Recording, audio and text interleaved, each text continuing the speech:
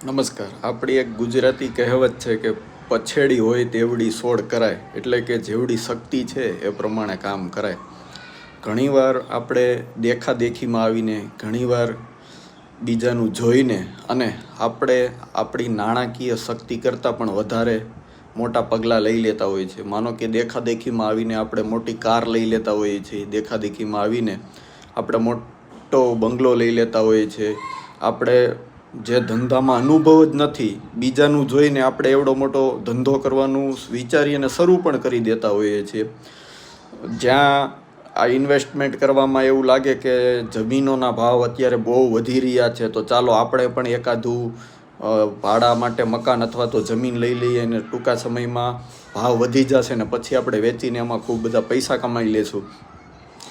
થોડા સમય પહેલાં આપણે સોના ચાંદીમાં પણ એ જોયું કે લોકો ગાંડાની જેમ સોનું અને ચાંદી કોઈ પણ જાતના ફાઇનાન્શિયલ પ્લાનિંગ વગર, વિચારા વગર લેવા માંડ્યા હતા. ઘરની કોઈ પણ જે એક બચત હતી તો એ બચત, સંપૂર્ણ બચત સોના ચાંદીમાં ઊંચા ભાવે નાખી દીધી અને એનું પરિણામ અત્યારે જોઈ શકાય છે કે સોના અને ચાંદીમાં ખૂબ બધા ભાવો તળી આવી ગયા છે.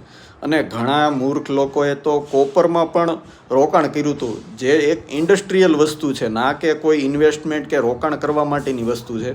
ત્યાં પણ એ લોકોએ પૈસો નાખી અને એમાં પણ ઇન્વેસ્ટમેન્ટ કર્યું અને આજે માથે ઓઢીને રોવાના વારે આવ્યા છે.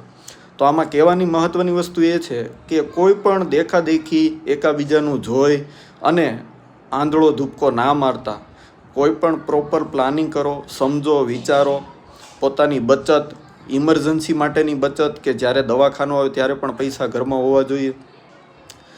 બાળકોના શિક્ષણ માટેના પૈસા, ભાડે રહેતા હોય તો ભાડાના પૈસા, ઘરનું ગુજરાન ચલાવવાના પૈસા, આ બધું જોઈ અને બાકીની જે બચત છે જે તમે દર મહિને સાઈડ કરો છો તો તેનું પણ વ્યવસ્થિત રીતે ઇન્વેસ્ટમેન્ટ કરો. નહીં કે કોઈની દેખાદેખીમાં અથવા તો કોઈના કહેવાથી અને માર્કેટમાં જે ન્યૂઝ મળતા હોય તો ન્યૂઝ સાંભળીને અચાનક ધૂપકો મારી અને પૈસાનું કોઈ પણ જગ્યાએ ઇન્વેસ્ટમેન્ટ કરી લો. પછી ભલે જમીન, મકાન અથવા તો થોડા ઘણા પૈસા હોય તો સુરત, અમદાવાદમાં તો લોકો ફાર્મ હાઉસ પણ લઈ લેતા હોય છે અને પછી પાછા વ્યાજ ભરતા હોય છે. તો એ ફાર્મ હાઉસનો કોઈ મિનિંગ નથી.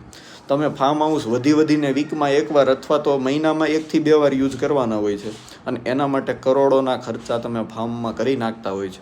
તો આ બધા જ લોકોને મારે કહેવાનું કે પૈસાને ખૂબ જાળવીને વિચારો અને આવનારો યુદ્ધનો આ સમય છે એ બહુ ખરાબ આવવાનો છે.